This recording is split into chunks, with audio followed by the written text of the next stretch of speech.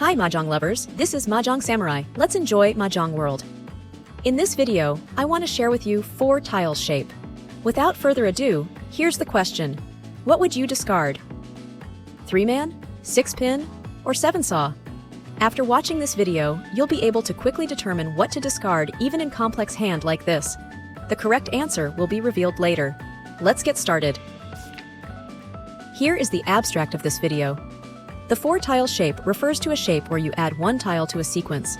Compared to a single floating tile, this 1 tile works very effectively in conjunction with the sequence.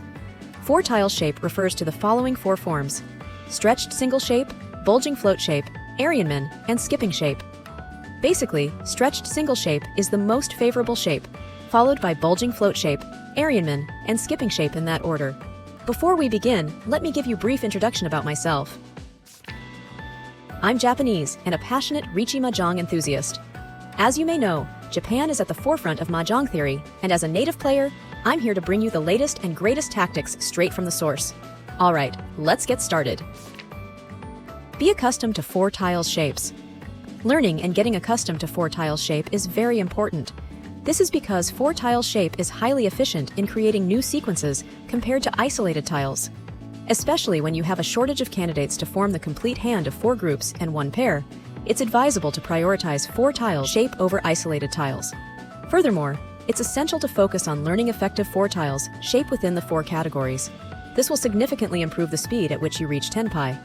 Now, let's delve into the details of the 4 different 4 tiles shape with practice. What would you discard? The answer is 3-saw. The key point on this practice is stretched single shape. Stretched single shape refers to a shape consisting of 4 consecutive numbers like these.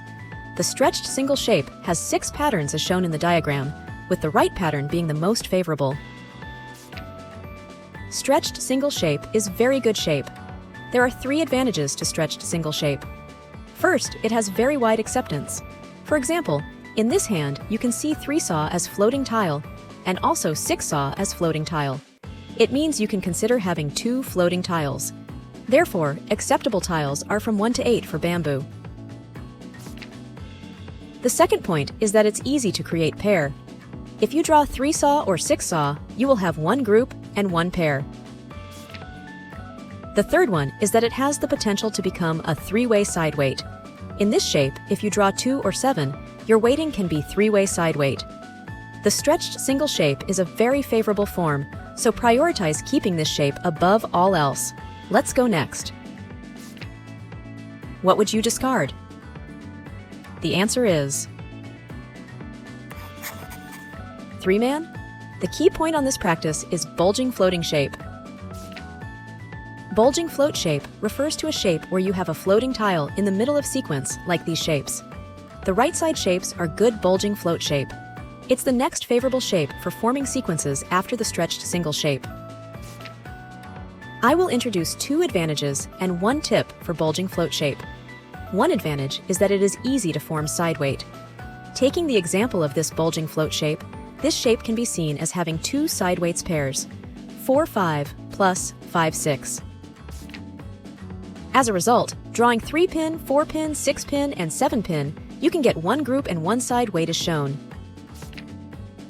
Another advantage of the bulging float shape is the potential to form pure double sequence. For instance, in a shape like this, drawing 4-pin or 6-pin can set you up for pure double sequence hand. One useful tip for effectively dealing with bulging float shape is to fix a pair.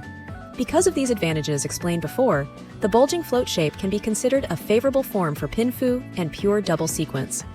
When you have bulging float shape, by stabilizing a pair, you increase your chances of aiming for pinfu with pure double sequence. With just this information, it might be challenging to grasp the concept, so let's practice. What would you discard? The answer is 4-man. As mentioned before, when you have bulging float shape, try to stabilize a pair. In this case, by discarding 4-man, you can fix the 5-man pair. Now you will have a pinfu hand in no time. As a bonus, a pure double sequence is also coming into view. Alright, let's move on. What would you discard? The answer is 2-pin. The key point on this practice is Aryanmen. Aryanmen refers to a form where you have 2 tiles at the ends of a sequence like these. There are mainly 2 characteristics of Aryanmen. The first is that it is easy to form one group and one pair. For example, drawing a 3 or a 6 allows you to create one group and one pair. This characteristic is useful when you don't have a pair, or when you're aiming for a pin-fu hand. The other characteristic is the potential to form pure double sequence. For instance, in a shape like this, drawing 4 or 5 can set you up for pure double sequence hand. Here's an interesting and practical theory about Aryanmen. When in doubt, cutting the Aryanmen is almost always correct. Let's revisit the question we presented at the beginning. What would you discard? The answer is 6-pin. This practice is indeed a case where this, when in doubt, cutting the Aryanmen is almost always correct, theory applies. Theoretically, when comparing the stretched single shape and Aryanmen, it leads to the conclusion that discarding Aryanmen is the correct choice. However, this rule can also be easily deduced by this practical theory. When in doubt, cutting the Aryanmen is almost always correct. Let's go for the final form. What would you discard? The answer is 7-saw. The key point on this practice is skipping shape. Skipping shape refers to a form when you have a tile skipping from a sequence like these. Skipping shape has 2 main advantages. The first advantage is the potential for becoming 3-way side weight. For example, in a skipping shape like this, if you draw 3, you can form 1-4-7 3-way side weight. The second advantage is the broader acceptance compared to just a floating tile. For example, let's compare acceptance the 7 skipping shape with an isolated tile of 7. Acceptance for the former is against 2, 5, 6, 7, 8, 9, while acceptance for the latter is from 5 to 9. Skipping shape is better than floating isolated tile. You can gain a competitive edge with this knowledge. Summary: single stretched shape is strong shape. Try to keep this shape. It might even become 3-sided weight. Bulging floating shape makes always good side weight. By stabilizing a pair, you will get good shape tenpai, hoping to get pure double sequence. Aryanmen is not bad shape, but keep in mind this: when in doubt, cutting the Aryanmen is almost always correct. Skipping shape is the weakest shape in the 4 tile shapes. Nevertheless, skipping shape is better than just a floating tile. Well done! That's it for today's video. I do thank you very much for your watching.